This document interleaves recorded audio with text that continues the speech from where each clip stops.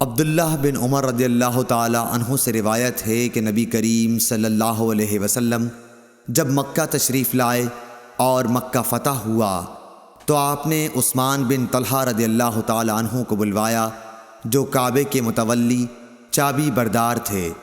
انہوں نے دروازہ کھولا تو نبی کریم صلی اللہ علیہ وسلم بلال، اسامہ بن زید اور عثمان بن طلحہ چاروں اندر تشریف لے گئے۔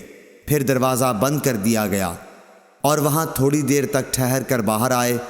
ابن عمر رضی اللہ تعالی عنہ نے فرمایا کہ میں نے جلدی سے آگے بڑھ کر بلال سے پوچھا کہ حضرت صلی اللہ علیہ وسلم نے کعبے کے اندر کیا کیا؟ انہوں نے بتایا کہ حضرت صلی اللہ علیہ وسلم نے اندر نماز پڑھی تھی۔ میں نے پوچھا کس جگہ؟ کہا کہ دونوں ستونوں کے درمیان۔ عبداللہ بن عمر رضی اللہ تعالی عنہ نے فرمایا کہ یہ پوچھنا مجھے یاد نہ رہا کہ آپ نے کتنی رکعتیں پڑھی تھیں۔ صحیح بخاری حدیث نمبر 468۔